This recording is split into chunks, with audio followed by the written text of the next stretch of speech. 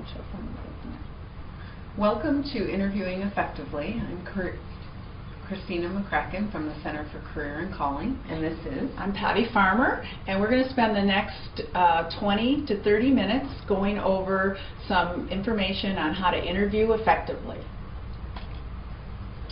Preparation is the key to success. Know yourself. It's important to know yourself as well as know the organization and the position. You want to get a job description. It's also important to practice, practice, practice.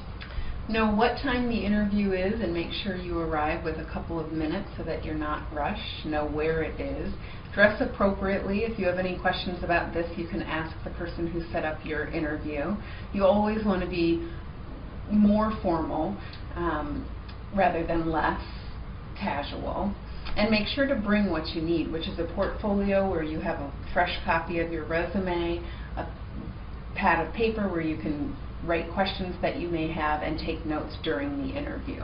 A few other things you may want to include are business cards, the questions that you plan on asking, which is very important, and we'll talk more about that later, as well as if you have a cover letter that you've sent. Also, give yourself, as Christina said, give yourself a little extra time, and if it means calling ahead of time and maybe going to the interview location just to make sure you know where it is, that's fine. You want to give yourself time to use the restroom, etc. Showtime. When you show up and meet who you are first meeting with, make sure that you have strong eye contact, a nice firm handshake, so web to web, you want it to be nice and firm while you're looking the person in the eye. Listen attentively to what he or she asks you. Answer the questions, obviously. Make sure that you have informed questions, and we recommend having about 3 to 4. We'll talk in more detail about that a little bit later on, but during the interview process sometimes your questions are answered, so it's nice to have a few extra. And then gracefully close. And a couple more things about this process.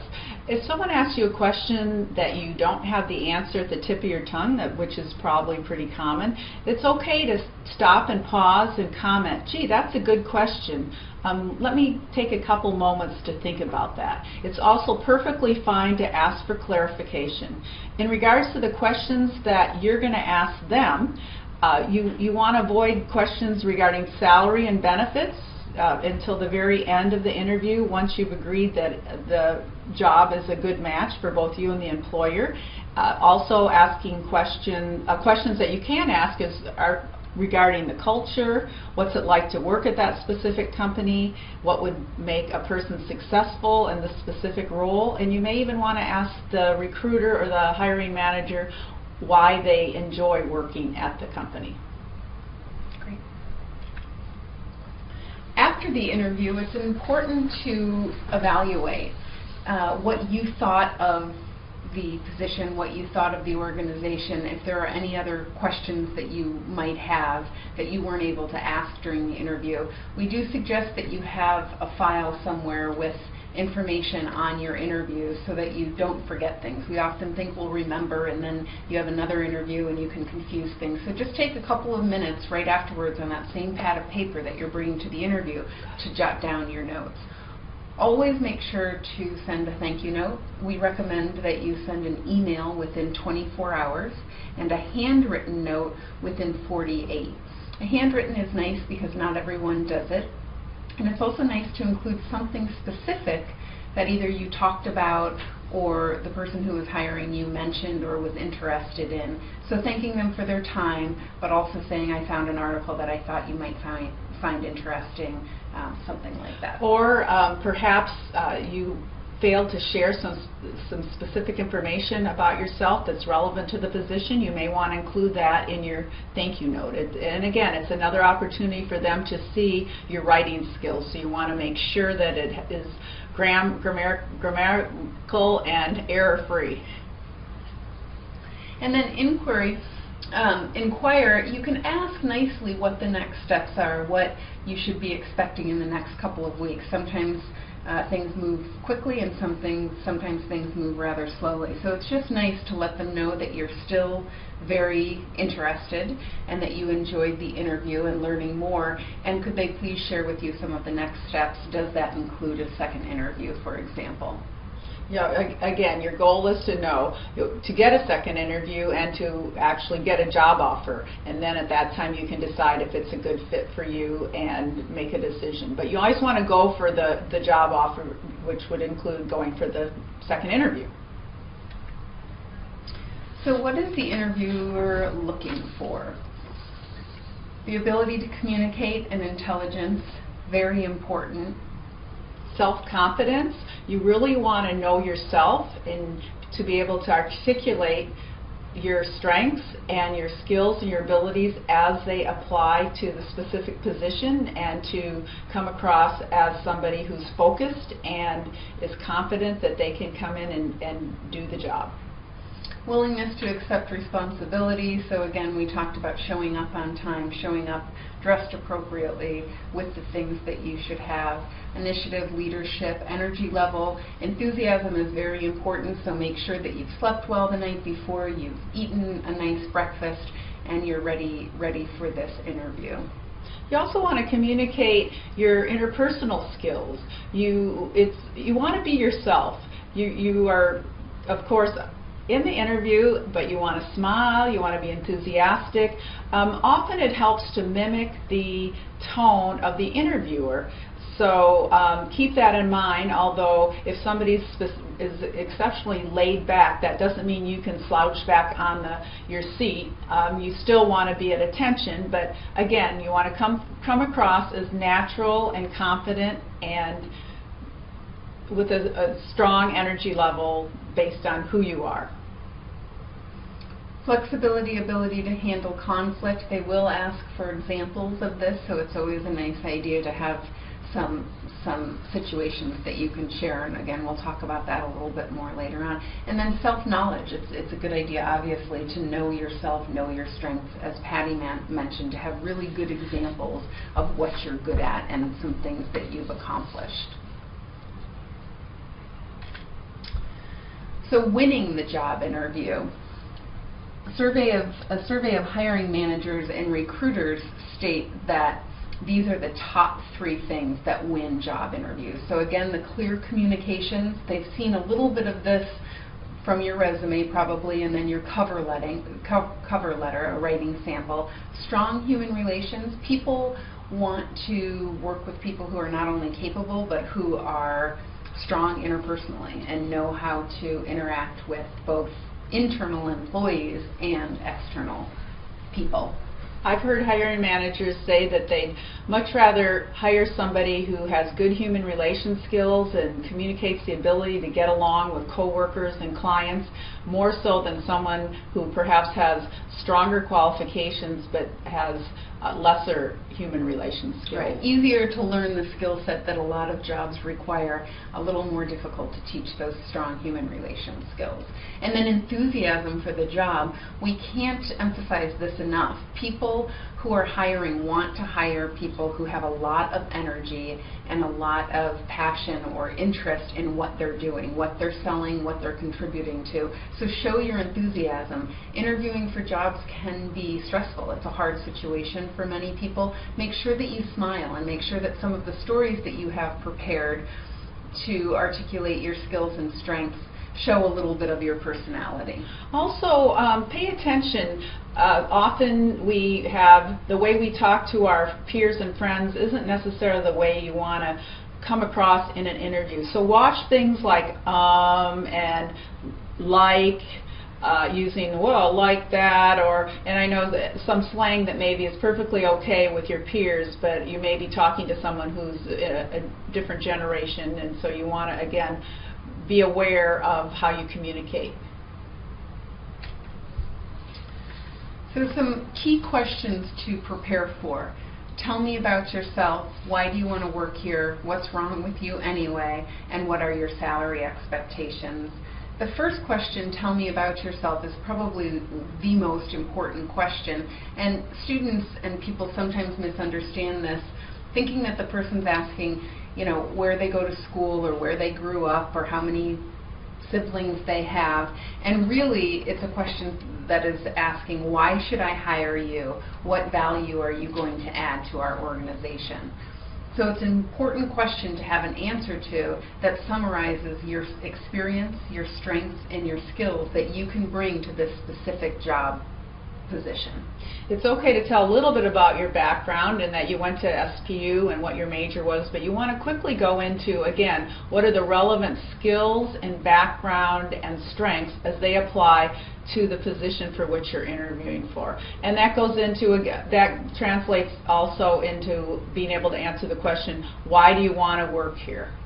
The other thing to include in why do you want to work here is let the person know that you've done your research, that you've either talked to someone within the company, you've done research online, you've read articles about the organization.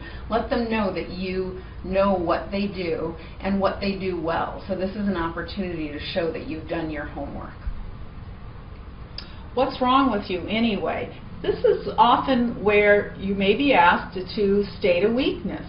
Now, obviously we all have weaknesses, but they're not things that we necessarily want to share with an employer, but you need to be prepared to answer that question. And the way we recommend it is state a legitimate weakness that you've actually worked on and turned into a strength.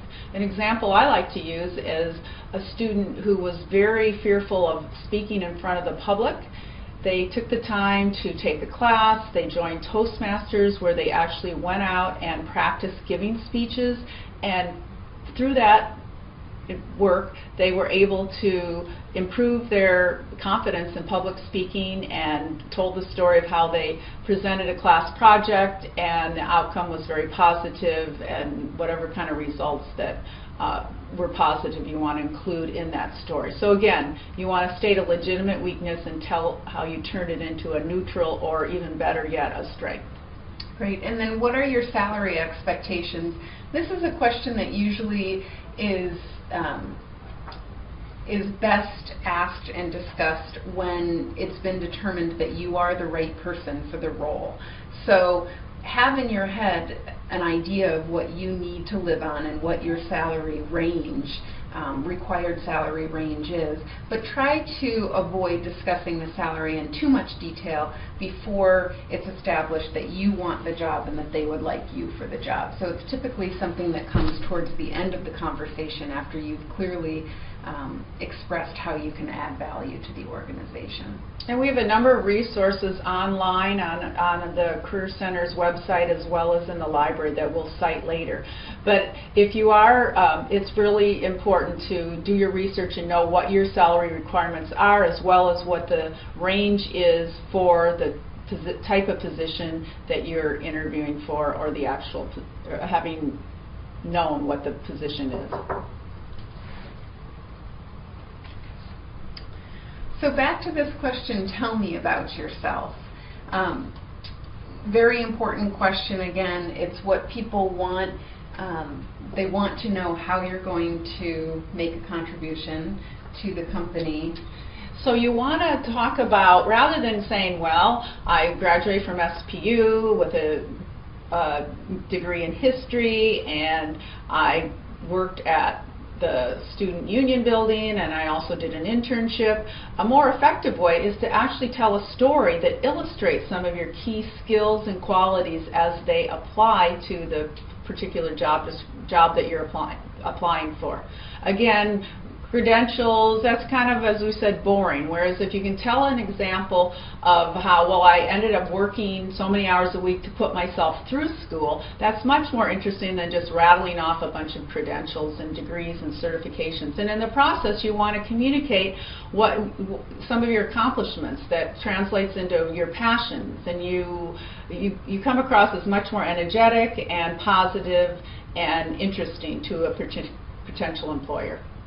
It's a lot easier, too, to tell a story. You know the story. You were a part of it. So, again, your personality is coming through. You're a little bit more relaxed.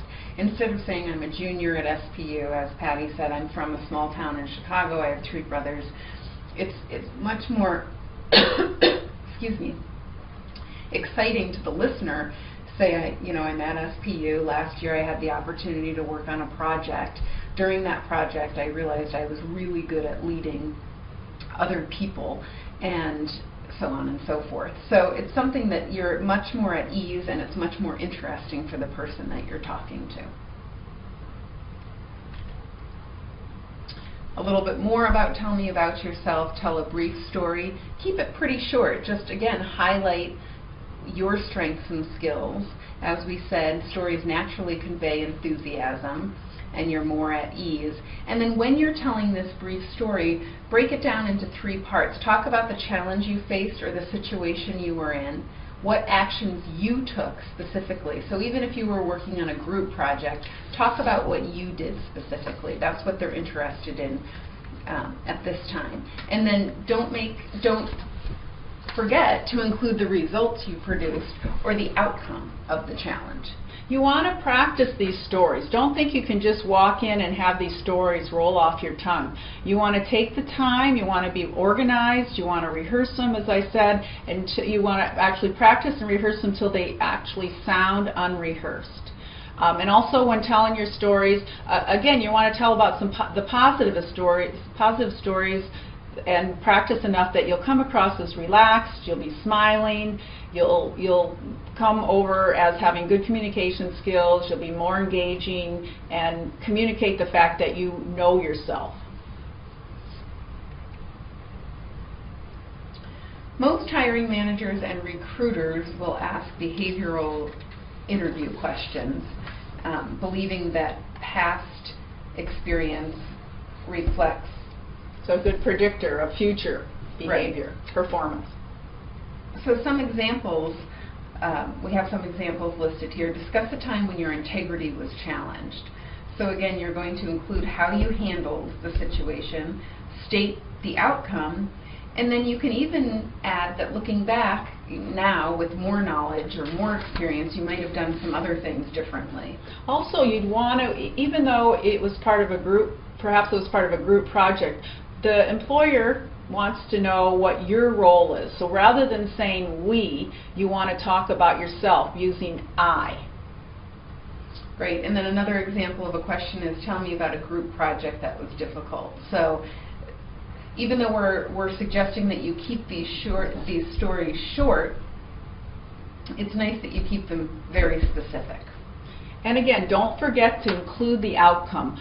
Including the results and the outcome, that makes it a much more powerful, memorable story. And this goes even for your weaknesses or areas of improvement. As Patty had mentioned, if the outcome wasn't a good one, the actual outcome, there were lessons that were learned, and there were things that now you won't do because of that. So that can be used in that type of question as well. Here's some more examples of questions that you should prepare for. Could you give me an example of when you challenged a policy?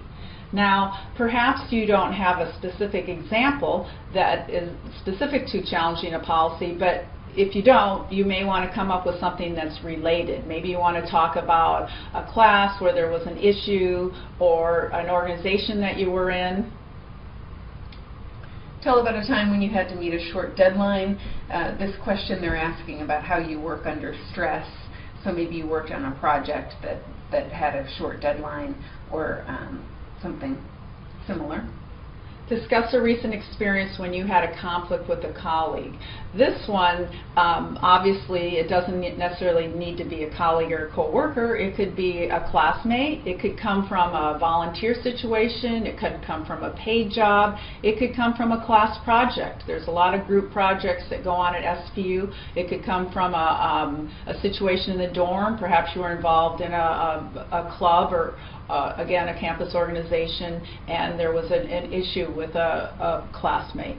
Describe a success you've had in the last week. That's a big one, as well as tell about a situation where you blew it. So have a story of one of your greatest accomplishments, something you're most proud of. It doesn't even have to be in the last week. It can be, recent.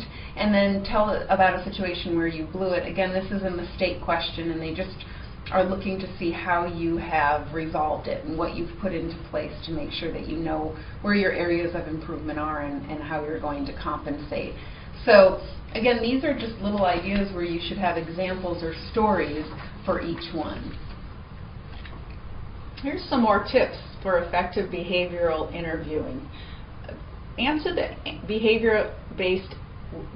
with a behavior-based answer.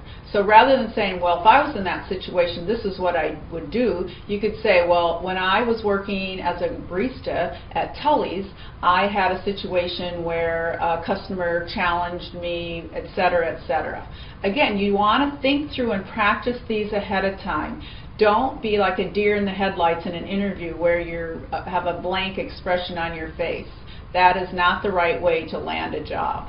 And one story can apply to more than one question. So sometimes students have limited experience because they're in school full-time and they worry that they won't have enough stories.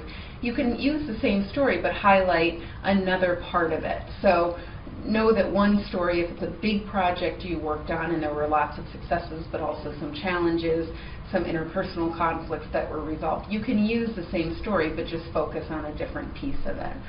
It's also okay to take some time to think of a good example. Sometimes when an interviewer asks you something, you can say, you know, that's a great question. I just need a couple of seconds to think of the best example. And that's absolutely fine. And you can gather your thoughts and then come to an answer. And again, we really recommend that you have a portfolio of stories and examples ready.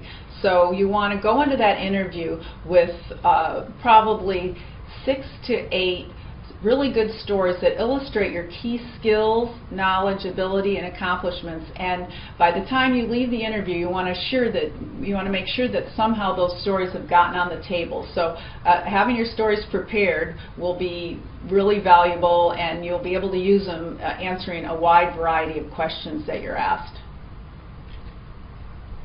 Some more tips for interviewing. Remain calm. It can be stressful, as we've mentioned, and sometimes it's hard to come in when you don't know someone. So make sure you take a deep breath and feel calm. Arriving on time, dressed appropriately helps with this. As Patty mentioned, make sure to practice your stories. They should not seem rehearsed, but you should have spent a lot of time working on them so that they flow and they get your point across. Body language is important. If you're aware that you have, like say you are somebody that wiggles their foot when they're talking or uses their hands a lot, that's okay, but you may want to come into the Career Center and practice through our mock interview program and get some feedback from one of the career counselors, and we can even videotape and replay that back to you.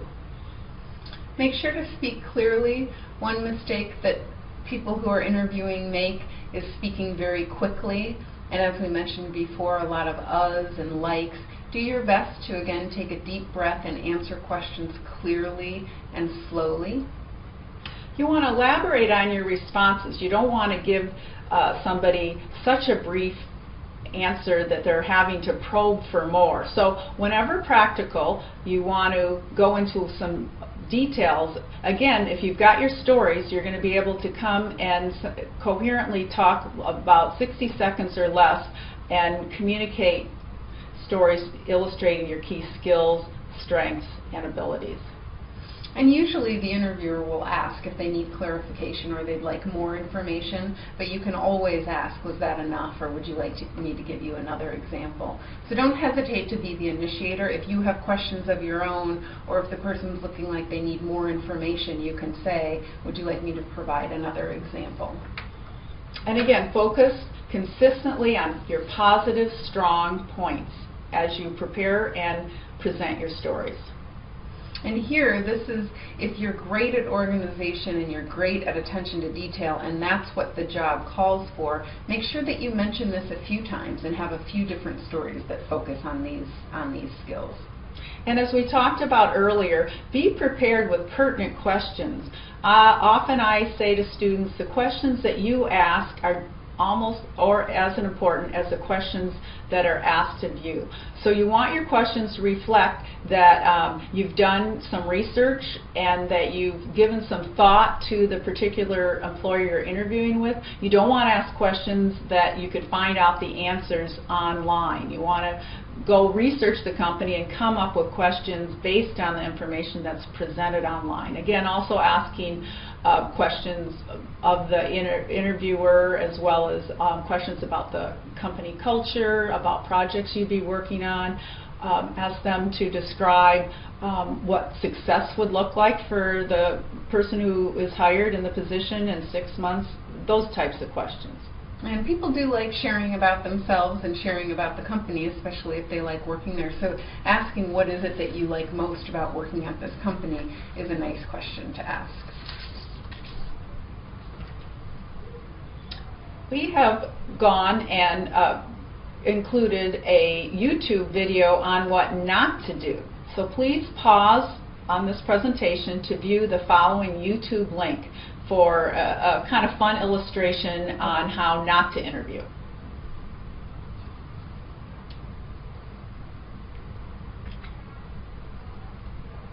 So now, if you'll take a moment to watch what to do when interviewing. Take 2 is the same players, it's the same situation, but it's handled a little bit more professionally. Please take note of the differences between 1 and 2. Another thing that you need to prepare for are inappropriate questions. Do I have to answer that? An example of those could be something about your marital status. Do you have a family? Are you planning to have a family? Something about your religious affiliation, or perhaps your ethnic origin. There's a number of ways to answer these questions. You're free to answer them. However, keep in mind that if you provide this information, you may jeopardize your chances of getting hired in the event you provide the wrong answer. Another option is you can refuse to answer the question. Sometimes that's awkward, depending on how your refusal is phrased. You may risk risk appearing uncooperative or confrontational and losing the job. So what we recommend is to kind of examine what's the intent of the question and respond with an answer as it might apply to the job. So for instance, if the interview asks, are you a U.S. citizen, or what country are your parents from? You've been asked an improper question, and you could respond with, well, if you're concerned about me being authorized to work in the U.S., I am authorized. I have a visa, or I'm a citizen of the United States, whatever. Similarly, if the interviewer asks, who's going to take care of your children when you have to travel for the job, your answer could be, I've got really good child care in place, and it won't be a problem. I can adapt to the work schedule as the job requires. So keep in mind that the interviewer may not even know that they are asking an illegal question, but that these are questions you need to answer because they are illegal. So there's, again, an example on the interviewing guide found on our website at the Center for Career and Calling that will give you a lot more details. And there's actually even the link below on this PowerPoint that goes into much more detail on handling improper interview questions. So as we mentioned earlier, there's a number of resources available at the Career Center here at SPU. A book that we really like that you're able to check out is called Interview Power by Tom Washington, and he does a great job of helping you develop interesting, effective, memorable answers to questions and to develop your stories. Another book we recommend is Negotiating Your Salary, How to Make $1,000 a Minute. That's by Jack Chapman. It's a fun read, and it talks a little bit more in detail about salary and how that process goes. Another book that's available for checkout is called Do This, Get Hired, and it's by a professional college recruiter, and he does a really great job in really simple, plain, easy to read format on tips on interviewing, and also some additional information on questions to ask and how to tell your stories, resumes, etc. Very short and easy to read, so a good book. And then we've got flashcards. It's called an Interview Survival Kit, and it provides flashcards with over 50 tips and strategies. We've had students use these, and they've commented that they've been very helpful. You can get a friend, and there's a question on one end, and then on the back side is strategies for how to answer the specific questions. Again, practice, practice, practice. And then I mentioned the Successful Interviewing Guide, which is found on our site. It has a bunch of good information on interviewing, inappropriate questions, stories, examples, things like that. And then our mock interview program here at the Center for Career and Calling. You can make an appointment with a career counselor, come in with the job description of the job position that you're wanting to get, and really spend some time practicing interviewing, and that's very valuable to students. We even have, we require that you dress as you were planning on dress for the interview, so we can give you some really valuable input as to your dress, as well as your verbal and nonverbal communication skills, help you with your stories, etc. And if you choose, you can be videotaped and then critique yourself as a part of that process. So I think this brings our webinar to the end. Thank you for joining us. Please come see me, Patty Farmer, at the Center for Career and Calling, and Christina McCracken, if you want any practice on interviewing or have any additional questions.